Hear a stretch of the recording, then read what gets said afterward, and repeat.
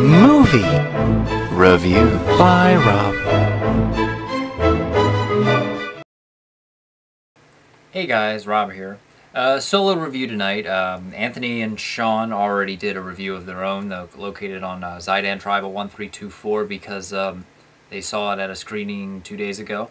But I just got out of the midnight showing of Iron Man 2. It's now 3 a.m. But I wanted to bring you basically my general opinion of the film. Go through real quick. It was directed by Jon Favreau. He's the same director as the first film, the 2008 Iron Man.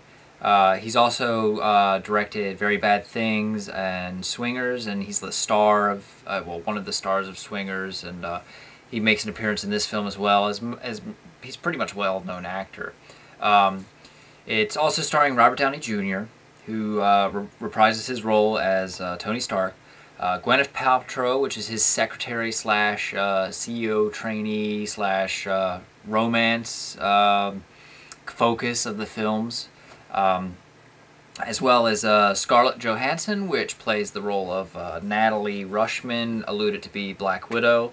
Don Cheadle, who now takes over the role of Lieutenant James Rhodey, who is War Machine in this film, as well as the very good performances, I would like to say, of Sam Rockwell, who plays like a CEO type counterpart, you know, arch villain to Tony Stark, and Mickey Rourke, of course, who is playing Ivan, who is this Russian bad guy, basically.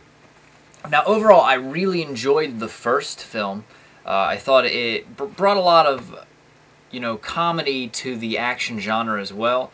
Originally, I read the comics a lot, but Tony Stark is kind of an arrogant prick, and let's just say that Robert Downey Jr. can really pull that off. But in this film, I feel like they kind of took it to another degree, and it's probably because it's been a while since I've seen the first film, but I mean, I always knew he was an arrogant prick, but in this one, like, I feel like they take it to, you know, it's just, he's over the top arrogant, and he's over the top like a jerk, but you're still supposed to like him. And it's hard to juggle that he's a brilliant mind with he's a jerk. And I know that is the character of Tony Stark, but at sometimes it feels very overwhelming in this film that's a little over 2.5 hours, a little under 2.5 hours, maybe like 2 hours, 15 minutes, something like that.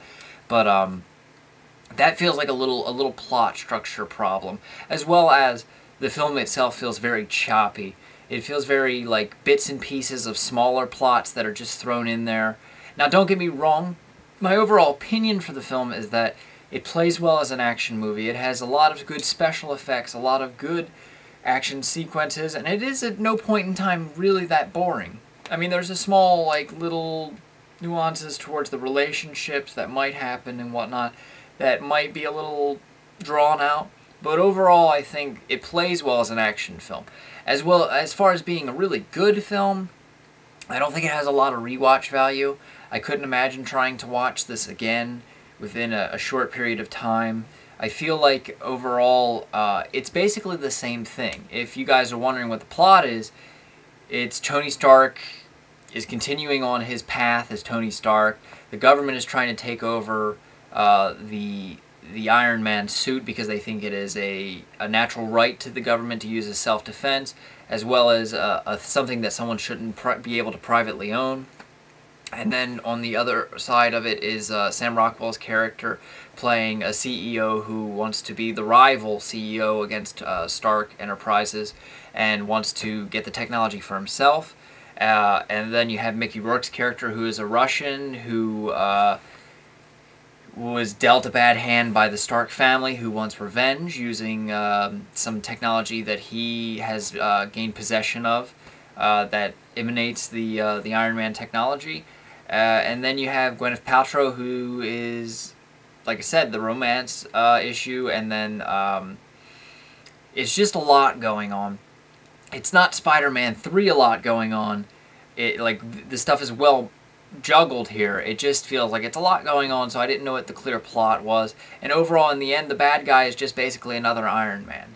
which I had a problem with the first one because I hate when they take a bad guy and they make him basically fight the antagonist version of himself.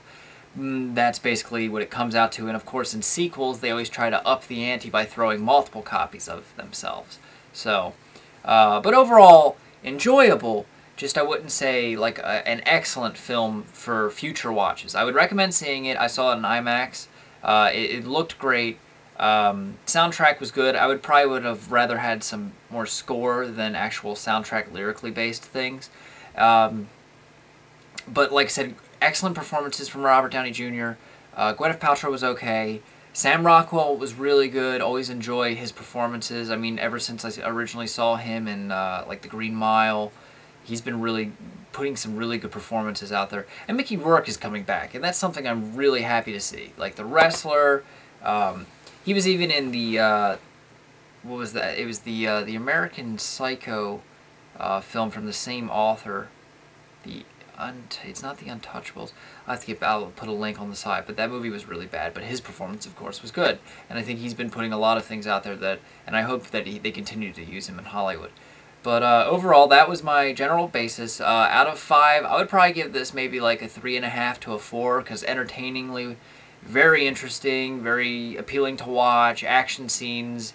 It just comes out to a good watch, like a good one-night watch. If you got nothing going on in theaters this week, I know Robin Hood is next week, but I would recommend that you do see this if you do in theaters. In IMAX, it looked really good.